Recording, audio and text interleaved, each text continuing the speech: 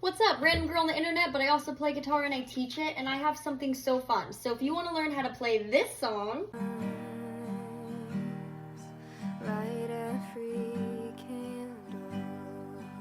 here's what you need. You're going to need a guitar.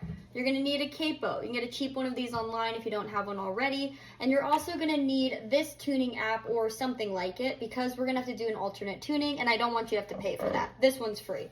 All right, so let me take the capo off for a second. We are tuning an open D, or as I like to call it, dad fad, because that's the only way I can remember it, okay? Now, yes, okay, so we got a D, A, D, F sharp, A, D.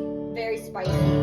This is also, I believe, the same tuning as Spring into Summer by Lizzie McAlpine, if you're interested in that. So I won't get into the thick of it here, but just know that you don't have to play it in this tuning. You can play it in standard tuning, and you're going to want to put your capo on, I believe, the 3rd fret so that you can play a C major shape here. But the reason why I'm doing this tuning is that I think it's a little challenging to figure out on your own if you aren't aware of alternative tunings, but alternative tunings aren't creating necessarily new chords or new keys or anything like that, but it is adding a completely different color. So if you think of the song being in blue, the way that this arrangement is, I would say, is like a deep indigo blue. But you can also just play it in standard tuning. But for this one, you're going to put your capo on the 1st fret, and I'm just going to walk you through a couple of the shapes. So we start off on here's fret 0, or the nut, 1, 2, 3, 4, 5, 6, 7, 8. A shortcut is, it's most likely the one after your 2nd dot on here. Sometimes people have one on the 3rd, the 5th, and the 7th, but know that this one is the 7th, so we just got to go up 1, and we're going to find the 4th string. And I'm playing all 6 strings. And the pattern is kind of like a down, down, up, down, up, down, down, up, down, up. If you do an emphasis, a heavy emphasis on the 1st beat, it'll kind of help with the feel. So, draw lines, light every candle. Okay, now for this, it looks like I'm playing this string, but I'm actually just muting it. So if you lightly touch it, you don't want to press it, we can kind of worry less about the notes we're playing, the strings we're playing, but we really only want 6, 5, and 4. But if you do put your pointer finger here, you can mute it. So I'm recommending your middle ring and pinky here on the 5th fret of strings 6, 5, and 4. And that's because it's going to make a nice transition up a fret. And we go back to here.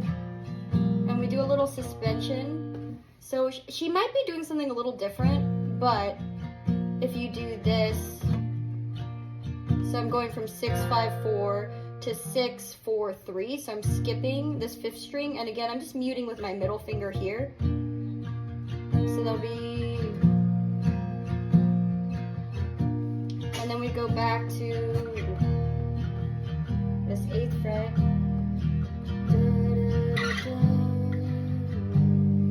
That's the 5th. Then we go up to the 6th fret.